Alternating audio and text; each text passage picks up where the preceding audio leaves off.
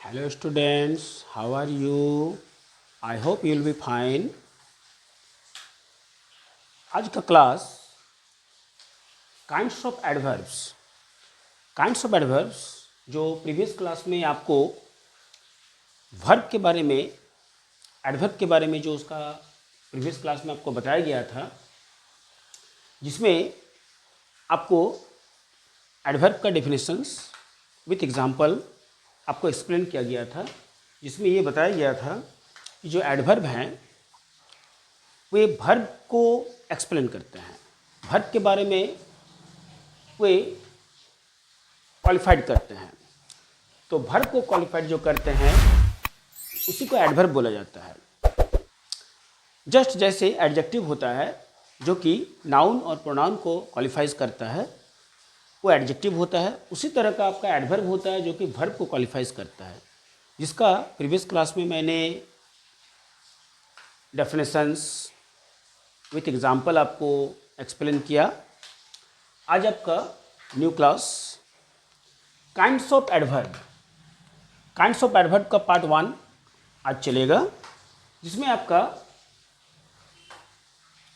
Adverb में कितने kinds हैं, सभी काइंड्स के डिफिनेशंस विथ एग्जांपल आपको एक्सप्लेन किया जाएगा। तो वीडियो पर बने रहें, वीडियो को बिना स्किप किए पूरे वीडियो को देखें और समझें, और अगर किसी तरह का कोई प्रॉब्लम होती है तो कमेंट ज़रूर करें। तो आइए हम लोग काइंड्स ऑफ एडवर्ब का आज पार्ट स्टार्ट करते हैं, जिसमें सबसे पहले हम लोग देखते हैं कि क्या आता है। तो सबसे पहले ये पता करते हैं कि काइंड्स ऑफ एडवर्ब में कितने काइंड्स आते हैं। तो काइंड्स ऑफ एडवर्ब में टोटल 9 काइंड्स आते हैं। 9 काइंड्स में there are 9 kinds of adverb, मैंने यहाँ पर हेडिंग में लिखा there are 9 kinds of adverbs. Number 1 में हम लोग एडवर्ब ऑफ टाइम, क्या आता है नंबर 1 में? Adverb of time. Adverb of time क्या शो करता है? तो adverb of time show the time of an action, time of action मतलब क्रिया का संपादन करता है। Time of show the time of an action मतलब ये समय, क्रिया जो है क्रिया का संपादन करता है समय के अनुसार। समय, इसमें समय का बोध कराता है कि काम जो है वो हो रहा है, तो काम कब हो रहा है, ये एक टाइमिंग जो है उसमें शो किया जाता है, जिसको एडवर्ब ऑफ टाइम बोला जाता है। जैसे अगर एग्जाम्पल का हम लोग बात करें तो एग्जाम्पल में हम लोग एगो मीन्स होता है पहले, जस्ट अभी, नाउ अब, टुडे आज, बिफोर पहले, आफ्टर बाद में, यस्टरडे बीता हुआ कल को कहा जाता है यस्टरडे, डेली प्रतिदिन, इटीसी और भी बहुत सारे एग्जाम्पल है, जिसमें कुछ समझने के लिए एग्जाम्पल आपको दिया गया है। मतलब जब काम पहले या बाद में, कब और कहाँ, किस तरह से कब हम लोग कर रहे हैं, अगर इस चीज़ को हमको पता करना रहेगा तो हम लोग एडवर्ब ऑफ टाइम पर चलेंगे। तो काम कब हो रहा है, किस समय हो रहा है, जब ये हम लोग को मालूम करना रहेगा तो हम लोग एडवर्ब ऑफ टाइम पर चलेंगे। अब बात यह है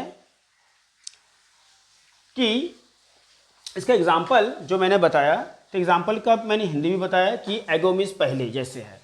तो पहले तो काम जो है, मान कर चलिए आज से 2 साल पहले कोई युद्ध हुआ, तो युद्ध 2 साल पहले ख़त्म हो चुका है, तो उसको हम लोग क्या बोलेंगे? द वॉर इज़ कम्प्लीटेड एगो 2 years बोल सकते हैं। तो यहाँ पर एगो आपका आ गया।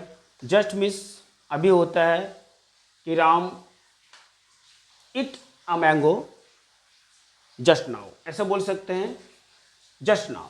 नाउ भी वही चीज़ है। टुडे मीन्स आज होता है। अगर आज का बात करें तो यहाँ पर आज से भी हम लोग इसके बारे में हम लोग बता सकते हैं कि टुडे मीन्स आज। जैसे I read and complete this book today, मैं इस किताब को पढ़ता हूँ और आज इस किताब को मैं कंप्लीट करूँगा। तो टुडे, इससे बहुत सारा चीज़ हम लोग बना सकते हैं। तो ये टाइमिंग को बोध कराता है, समय को, तो इसको हम लोग एडवर्ब ऑफ टाइम कहते हैं। अगर हम लोग 2 नंबर में चलते हैं तो 2 नंबर में एडवर्ब ऑफ फ्रीक्वेंसी।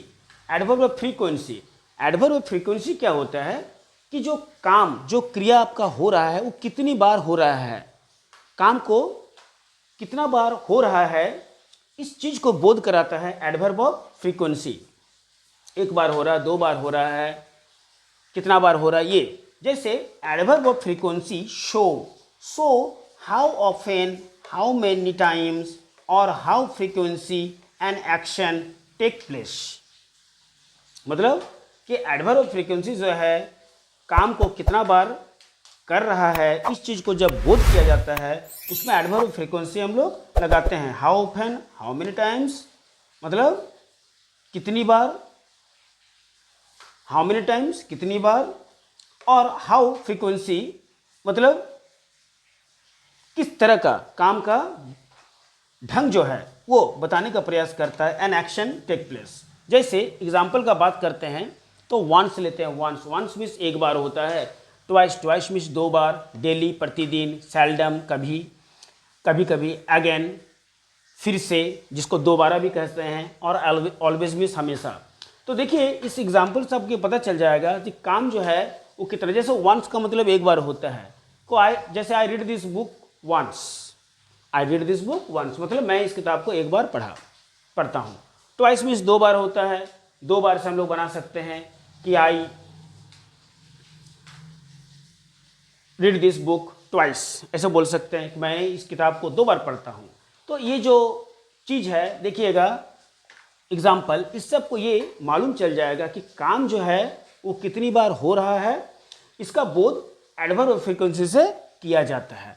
अगेन का मतलब दोबारा होता है, फिर से जिसको बोलते हैं। काम को अगर दोबारा किया जाए तो उसमें हम लोग अगेन लगाते हैं। अगेन ऑलवेज मीन्स हमेशा होता है कि आई she goes to school always, वो हमेशा स्कूल जाती है। इस तरह का हम लोग जो एग्जाम्पल ले लेके बना सकते हैं। तो ये हो गया इसका एग्जाम्पल। नेक्स्ट अगर हम लोग चलते हैं नंबर 3 में, तो उसमें एडवर्ब ऑफ प्लेस आता है।